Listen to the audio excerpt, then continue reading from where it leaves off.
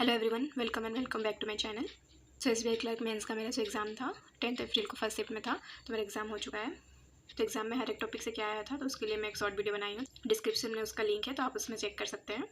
तो इस वीडियो में मैं आपको बताने वाली हूँ जो भी क्वेश्चन आए थे तो उसके लेवल कैसे थे, गुड अटैम्प्ट कितना होना चाहिए और मेरा कितना अटैम्प्ट रहा है, तो कितना डुएबल था। या तो सीए में आपका 10 से 15 के बीच में आप अटैम्प्ट कर रहे हैं तो सही था, और उससे ज़्यादा अगर आप कर रहे हैं तो बहुत अच्छा बात है। इंग्लिश में 15 to 20 इतना हो सकता है। पॉइंट में 25-30 डुएबल था, बाकी इससे ज़्यादा आप कर रहे हो तो फिर सही है। रीजनिंग का जो लेवल था उस 15 से 20 इतना डुएबल है। ओवरऑल देखा जाए तो टोटल 85 तक कर रहे हैं, तो आप एग्ज़ाम में अच्छा करके आए, उससे ज़्यादा कर रहे हैं और आपका एक्यूरेसी सही है, तो आपका सिलेक्शन पक्का है। तो वीडियो लास्ट तक देखिए, मैं आपको बताने वाली हूँ कि मेरा क्या मिस्टेक रहा है। मेनली रीजनिंग में मैं जितना प्रिपेयर की थी सीए के लिए, तो मैं अपना सोच के गई थी कि 5 से अगर 10 तक मैं अटैम्प्ट कर रही हूँ तो मेरे लिए वो सही रहेगा। सीए में मैं खेल रत्न अवार्ड हॉकी में किसको मिला हुआ था वो की थी। देन लोकपाल डे का भी वो की थी। सूर्य किरण इंडिया के साथ में जो एक्सरसाइज होता है नेपाल का। देन डीजीसीए उसमें जो फैज़ अहमद किरवाल थे, कौन सा ऐसा कंट्री है जो WHO से आउट हुआ है, वो एक क्वेश्चन था। देन SORR का और स्टैंड फॉर, ये एक क्वेश्चन था। देन 82 गोल्डन ग्लोबल अवार्ड में मोशन फिल्म का अवार्ड किसको मिला था, वो एक क्वेश्चन था। तो ये 7 क्वेश्चन है, और एक क्वेश्चन में की थी बट मुझे वो याद नहीं आ रहा है। यूट्यूब में जो आशीष गौतम सर जो सीए का क्लास कराते हैं, मैं वहाँ से सीए कंप्लीट कर रही थी। तो जनवरी मंथ का मैं कंप्लीट की थी। सर जो है वो प्रीवियस मंथ का रिवीजन करते रहते हैं। तो एग्ज़ाम में ऐसा भी क्वेश्चन था जो मुझे आता था लेकिन मैं कन्फ्यूजन में नहीं कर पाई, और मैं उसके बारे में सुनी थी। बाकी का जो क्वेश्चन है उनका क्लास से मैं रिवाइज़ नहीं की थी, तो इसके लिए वो सब मैं अटैम्प्ट नहीं कर पाई। तो जैसे कि इंडिया का जो कॉफ़ी है उसका मेजर एक्सपर्ट कौन से कंट्री में होता है, वो एक क्वेश्चन था। देन MCC का अवार्ड कौन से क्रिकेटर को दिया गया था, तो इसमें मुझे डाउट लग रहा था कि इसमें सचिन तेंदुलकर ही होगा, क्योंकि मैं सुनी थी लेकिन उस टाइम में मुझे श्योर नहीं हो रहा था, तो मैं मार्क नहीं की थी। देन फ्री AI का, ये पूरा क्वेश्चन तो मुझे याद नहीं है, लेकिन फ्री AI के बारे में कुछ था, और उसमें जो पुष्पक भट्टाचार्य ऐसा ये नाम जो था, ये मुझे लग रहा था कि यही आंसर होगा, लेकिन श्योर नहीं था करके मैं मार्क नहीं की। फुल मेंबर ऑफ ब्रिक्स, कौन सा ऐसा कंट्री है जो फुल मेंबर ऑफ ब्रिक्स है। नॉर्थ ईस्ट रीजन में फिशरी या मत्स्य संपदा के ऊपर में क्वेश्चन। तो नॉर्थ ईस्ट रीजन में से अरुणाचल प्रदेश को छोड़ के और कौन सा ऐसा स्टेट है जो इसके पार्ट नहीं है, ऐसा कुछ क्वेश्चन था। वो मैं पढ़ी हुई थी लेकिन मुझे वो याद नहीं आ रहा था। Then Odisha kho kho world cup के लिए कितना मनी दिया है, 15 करोड़ था। ये मुझे डाउट लग रहा था तो मैं मार्क नहीं की, जबकि मैं ये क्वेश्चन ये सारे जो क्वेश्चन है मैं सर के क्लास से सुनी हुई थी, लेकिन मैं अच्छे से रिवाइज़ नहीं की थी, उसके लिए मैं नहीं कर पाई। IOC इंडियन ओलंपिक कमेटी का हेडक्वार्टर कहाँ पे है, ये क्वेश्चन आया हुआ था। तो एग्जाम हॉल से 5 मिनट पहले मैं स्मार्ट कीड़ा का मॉक में रिवाइज़ कर रही थी, तो मैं एक क्वेश्चन ढूंढ रही थी जिसमें वो टाइगर्स के बारे में था कि रिसेंटली ये टाइगर्स को ऐड किया गया है, तो वो क्वेश्चन मैं ढूंढ रही थी लेकिन वो मुझे नहीं मिला। तो जब मैं देख रही थी ये जो IOC वाला क्वेश्चन मैं देखी थी, लेकिन मैं जो PT ऊषा है उनके बारे में मैं देखी थी, मुझे लग ही रहा था कि आंसर स्विट्ज़रलैंड होगा, तो मैं ऑप्शन में स्विट्ज़रलैंड ढूंढ रही थी और फर्स्ट ऑप्शन मुझे फ्रांस दिखा, और जैसे ही मैं फ्रांस देखी तो मुझे कन्फ्यूजन हुआ कि फ्रांस होगा या स्विट्ज़रलैंड होगा, तो उस चक्कर में मैं उससे भी मार्क नहीं की थी। देन लास्ट क्वेश्चन था प्लूटो, इसके बारे में मैं अच्छे से बताती हूँ। प्लूटो कब आउट हुआ था प्लेनेट से, ऐसा कुछ क्वेश्चन था। तो ये जो क्वेश्चन था वो हम लोग बचपन से पढ़े हुए थे, मुझे याद था मैं 6 या 7 क्लास में ऐसा कुछ पढ़ी हुई थी। तो मैं एग्जाम हॉल में बैठ के वहाँ पे अपना एज काउंट कर रही हूँ कि मैं कौन सा क्लास में ये पढ़ी थी, क्योंकि मुझे इतना याद था कि जब मैं पढ़ रही थी उसी दौरान में कभी वो हुआ था। तो पहले तो मेरे माइंड में आया था कि 2009 में हुआ है, लेकिन ऑप्शन में नहीं था, अगर होता तो मैं वो मार्क करती और वो रॉन्ग होता। तो फिर वही मैं बैठ के सोच रही हूँ कि कब हुआ है। उसमें ऑप्शन में दिया हुआ था 2000, 2002, 2006 और एक कुछ था 2006 होगा। जब मैं 6-7 क्लास में थी तब मुझे कितना एज हो रहा था, क्योंकि मैं उसी टाइम पे पढ़ी हूँ और उसी टाइम पे ही हुआ था, मुझे इतना याद आ रहा था, लेकिन फिर मुझे वो अच्छे से रिकॉल नहीं हुआ, तो फिर मैं उसे मार्क नहीं की। तो इस तरह से करंट अफेयर में मेरा सिर्फ 8 अटैम्प्ट हुआ है, और मैं इतनी ही सोच के गई थी क्योंकि मैं उतना अच्छे से प्रिपेयर नहीं की थी। मैं अगर मैं अच्छे से रिविज़न भी की होती तो आराम से 15 क्वेश्चन तक भी हो जाता। इंग्लिश का बात करें तो इंग्लिश मेरा थोड़ा वीक है, तो मुझे मॉडरेट ही लगा थोड़ा इंग्लिश का। कुछ क्वेश्चन था जिसमें बोला गया था कि ऑप्शन में से कौन सा ऐसा ऑप्शन है जो फिट नहीं होगा, उससे वो आपको चूज़ करना है, वो मुझे थोड़ा कन्फ्यूजिंग लगा था। इसमें जो मेरा अटैम्प्ट रहा वो 16 रहा, क्योंकि इंग्लिश में मैं बहुत एक्यूरेसी के चक्कर में ज़्यादा मार्क नहीं करती हूँ। करने को 20 भी कर सकती थी, 25 भी कर सकती थी, लेकिन वो फिर एक्यूरेसी मेंटेन नहीं होता। उसके लिए मैं जितना मैं की हूँ मैं एक्यूरेसी मेंटेन करके की हूँ। फिर भी 1-2 क्वेश्चन में मुझे थोड़ा डाउट है। अगर इंग्लिश कट कर रहे हैं या 25 तक कर रहे हैं तो सही है, अगर एक्यूरेसी के साथ में कर रहे हैं तो। देन क्वांट में अगर आप 25 से 30 के बीच में अगर आप कर रहे हो तो आपका अटैम्प्ट अच्छा है, बाकी उससे ज़्यादा कर रहे हो तो बहुत बढ़िया है। क्वांट में टोटल में 31 अटैम्प्ट की हूँ। यही था जिसमें P का वैल्यू निकालना था, एप्पल और मैंगो करके कुछ था। तो उसमें पहले जो मेरा तो इसमें जो रेशियो आया था रेशियो था P एंड P+1, तो इसमें जो रेशियो आ रहा था वो 3 और 3:2 का आ रहा था। P को मैं 3 लेकर ट्राई कर रही थी। 5 क्वेश्चन में से एक क्वेश्चन जो मुझे थोड़ा हार्ड लगा तो मैं उसको स्किप की, बाकी जब P का मैं ये वैल्यू लेकर कर रही थी तो एक क्वेश्चन जो था वो बना ही नहीं मेरे से, तब मुझे लगा कि कुछ तो इसमें रॉन्ग की हूँ, तो उसको मैं स्किप करके लास्ट के लिए छोड़ के रखी थी। तो लास्ट में फिर मैं जब उसको जाके सॉल्व की तब वो बन गया, क्योंकि मैं फिर पी का वैल्यू 2 लेके की थी। तो आप मुझे बताइएगा कमेंट सेक्शन में कि पी का वैल्यू आपका 2 आया था कि नहीं। देन एक पाई चार्ट था, उसमें एक्स का जो वैल्यू था वो 12.5 था। पी का वैल्यू मैं रॉन्ग की थी, उसमें अगर मैं स्टक नहीं करती, मेरी कंपैरिजन वाले जो क्वेश्चन होते हैं वो मैं 1-2 क्वेश्चन कर लेती, या एक कैसलेट आया हुआ था वो मैं कर सकती थी। बॉयज़ और गर्ल्स के ऊपर में बेस्ड था। तो क्वांट में जो मेरा टोटल अटेम्प्ट था वो 31 था।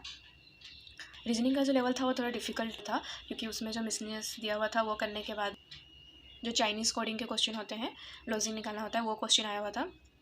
तो उसमें मुझे लॉजिक नहीं मिल रहा था। देन इनपुट आउटपुट का क्वेश्चन आया हुआ था, तो इनपुट आउटपुट दिखने में हार्ड लग रहा था, लेकिन मेरे दिमाग में पता नहीं क्यों ये आ रहा था बार बार कि ये दिखने में ऐसा हार्ड है, बाकी उसका पैटर्न मिल जाएगा। तो सारा मिसलेनियस करने के बाद में जब मैं टाइम देखी 15 से 12 मिनट था मेरे पास में, तो फिर मैं गई थी वो चाइनीज़ कोडिंग वाला सॉल्व करने के लिए, लेकिन उसका लॉजिक मेरे को समझ में नहीं आया, क्योंकि मैं उतना प्रैक्टिस नहीं की थी वो क्वेश्चन को, तो वो मुझे समझ नहीं आया, मैं उसको स्किप की। देन इनपुट आउटपुट में गई, IPSPO के टाइम पे मैं इनपुट आउटपुट की हुई थी और वो अच्छा था, डुएबल था। तो इसमें मैं जब भी देखी मेरे को इतना लॉजिक समझ में नहीं आया, तब तक मैं मिसलेनियस की थी और एक पज़ल की थी। पज़ल था मंथ और डे बेस्ड पज़ल था, तो उसमें जो है 2 पॉसिबिलिटी बन रहे थे, लास्ट में फिर एक पॉसिबिलिटी खत्म हो जा रहा था, लेकिन उसमें मैं थोड़ा सा स्टक की थी। टोटल 4 पज़ल थे, लेकिन मुझसे क्या गलती हुआ था, जो मेरा माउस था थोड़ा ज़ोर से क्लिक करना पड़ रहा था, नहीं तो मार्क नहीं हो रहा था। तो उसके चक्कर में मुझे कुछ प्रॉब्लम तो नहीं हुआ था, लेकिन रीजनिंग में वो चीज़ हुआ। मैं जो स्क्वायर बेस्ड एक पज़ल था वो मैं मार्क की थी, लेकिन वो मार्क ही नहीं हुआ था, और मैं उसको फिर आगे बढ़ गई थी, क्योंकि मैं स्टार्टिंग में सारा क्वेश्चन देखती हूँ तो उसको मार्क करके आगे बढ़ गई थी, तो वो मुझसे नहीं हुआ था। देन एक क्वेश्चन था, उसमें टाइम बेस्ड था, लेकिन उसमें था कि वो माउंटेन में कर रहे हैं, देन उसमें वो कितना देर रुक रहे हैं, उतारने वो लोग को उतरने में कितना टाइम लग रहा है, ऐसा करके कुछ क्वेश्चन था जो मुझे नहीं समझ में आ रहा था कैसे होगा। देन और एक पज़ल भी थी जो मैं नहीं की थी। लास्ट के 8 मिनट में मैं उसका लॉजिक ढूंढने में लग गई थी, तक मेरा 14 अटैम्प्ट हुआ था। तो फिर मेरे दिमाग में आ रहा था कि लॉजिकल डीआई के इतने सारे क्वेश्चन दे दिए, क्योंकि बाकी तो फिर लॉजिकल डीआई ही बच रहा था। और फिर मैं लॉजिकल डीआई का एक क्वेश्चन सॉल्व की, तो वो था सोसाइटी एक्स या वाई ऐसा कुछ था। उसमें स्ट्रीट एनिमल जो रहते हैं उनको फीड करना चाहिए या नहीं सोसाइटी के प्रीमिसेस में, ऐसा करके कुछ था। उसमें 2 स्टेटमेंट दिए हुए थे कि क्यों फीड नहीं करना चाहिए था, ऐसा कुछ क्वेश्चन था। तो स्टेटमेंट दिया हुआ था कि जो एल्डर हैं उनको वो अटैक कर सकते हैं, और एक था कि उनका स्ट्रीट एनिमल जो है उनका एक्सीडेंट हो सकता है। तो मेरा आंसर जो था वो बहुत था। देन उसके बाद में मैं और एक लॉजिकल डीआई का क्वेश्चन के लिए सॉल्व कर रही थी, फिर मुझे क्लिक हुआ कि अभी तक मैं टोटल 3 पज़ल देखी हुई हूँ और एक पज़ल कहाँ है। तो फिर मैं वो पज़ल ढूंढने में लग गई, और फिर मुझे दिखा स्क्वायर बेस्ड पज़ल, और 5 मिनट का टाइम बचा हुआ था। उस टाइम पर इतना नर्वस हो गई। 5 मिनट में वैसे भी शायद वो सॉल्व नहीं होता, क्योंकि वो स्क्वायर और ब्लड रिलेशन के ऊपर में था बेस्ड, सॉल्व नहीं हुआ। और 1 मिनट रहने से सॉल्व हो जाता, बट पता नहीं आंसर कर पाती कि नहीं कर पाती। तो ये मुझसे एक मिस्टेक हो गया। मार्क की थी बट वो मार्क नहीं हुआ, और मैं उसको देखी नहीं थी, वो जो था वो बनने लायक था। तो इस तरह से टोटल मेरा 70 अटैम्प्ट हुआ है। तो सीए का बात करें तो अगर मैं अच्छे से रिवाइज़ किए रहती तो जैसे 10 to 15 मेरा अटैम्प्ट रहता। इंग्लिश में कुछ नहीं बोल सकती, क्योंकि इंग्लिश में मैं इसी मेंटेन करने के चक्कर में कभी मैं ज़्यादा अटैम्प्ट नहीं करती हूँ। क्वांट में और कर सकती थी, उसमें अगर मैं वो पी का वैल्यू के लिए अगर मैं स्टक नहीं हुई रहती, ज़्यादा नहीं तो 2 से 3 क्वेश्चन तो और हो जाते। और रीजनिंग में अगर वजन में पहले देखी रहती तो कोडिंग और इनपुट आउटपुट में मैं टाइम वेस्ट नहीं करती, मैं वो और 4 से 5 क्वेश्चन अटैम्प्ट हो सकते थे। तो 80 क्वेश्चन जो था वो मैं अटैम्प्ट कर सकती थी, लेकिन मैं नहीं कर पाई। खैर अब वो सोच के कोई फ़ायदा तो है नहीं। तो इस 85 से 90 के बीच में डुएबल था, और अगर आप ज़्यादा किए हैं और एक्यूरेसी आप मेंटेन करके किए हैं तो आपके लिए बहुत अच्छा है। मैं गुजरात से अप्लाई की हूँ, तो अब बस रिज़ल्ट का ही वेट कर सकते हैं। प्रीवियस ईयर भी मैं LPT के लिए गुजराती सीख रही थी, तो मैं ट्राई करूँगी अभी फिर 1-2 दिन में मैं फिर LPT ट्राई करूँ। बस finger crossed, hope for the best. और अभी आगे मैं RRB का प्रिपेयर करने वाली हूँ। जिनका जो भी गुजरात स्टेट से अप्लाई किए हैं, तो LPT आप कहाँ से कर रहे हैं, तो मैं जहाँ से LPT कर रही हूँ मैं आपको आगे वाले वीडियो में बताने वाली हूँ। प्रीवियस ईयर भी मैं उधर वहीं से की थी। अगर आप गुजरात से अप्लाई किए हैं तो चैनल सब्सक्राइब कर लीजिए। जिनका भी एग्ज़ाम 12 को होने वाला है, बाकी सब्जेक्ट का तो कुछ बोल नहीं सकते हैं कि कैसा आएगा, बस CA का इतना है कि आप जितना भी मंथ का किए हैं 4 मंथ या 6 मंथ ट्राई कीजिए उसे अच्छे से रिवाइज़ करने का। कुछ भी अभी नया ऐड मत करिएगा, जो भी किए हैं उसको अगर अच्छे से रिवाइज़ करेंगे तो आपके लिए बहुत बेनिफिट होगा, क्योंकि मैं अगर अच्छे से रिवाइज़ किए रहती तो मेरा और अटैम्प्ट हो पाता। और एग्ज़ाम हॉल में पैनिक मत करिएगा, हर एक क्वेश्चन को अच्छे से देखिएगा। अगर आप मार्क कर रहे हैं तो ट्राई करिएगा मेरे जैसे गलती ना करें और मार्क करें और अच्छे से उसे देखें। तो जो SOR था लास्ट स्मार्ट किडा का मॉक नंबर 12 या 13 में वो दिया हुआ था क्वेश्चन, SOR का फुल फॉर्म दिया हुआ था वहाँ पे, तो उसका आंसर ओवरनाइट है। वो मैं बस पढ़ी हुई थी तुरंत से और मुझे वो क्लिक किया कि इसका ओ का आंसर ओवरनाइट होने वाला है, तो इस तरह से मैं मार्क की थी। बाकी ये क्वेश्चन क्या था SOR के ऊपर में वो भी मुझे नहीं पता है, ये क्या है मुझे वो भी नहीं पता है, बस मैं उसका फुल फॉर्म देखी थी और उसमें मुझे ओ ही बस याद था। बाकी एस भी अगर क्वेश्चन में पूछा रहता है या आर भी पूछा रहता है मैं वो मार्क नहीं कर पाती। तो ये अगर बोला जाए तो लग थोड़ा अच्छा। एग्जाम हॉल में पहुँचने से 2 मिनट पहले देखी थी और फिर वही क्वेश्चन आया और मैं उसको मार्क की थी। तो मेरे साइड से मैं CA में उतना अच्छे से नहीं प्रिपेयर की थी। बाकी इंग्लिश क्वांट और रीजनिंग का तो कुछ बोल नहीं सकते, उसका लेवल जैसा था, मैं जितना कर सकती थी मैं उतना की।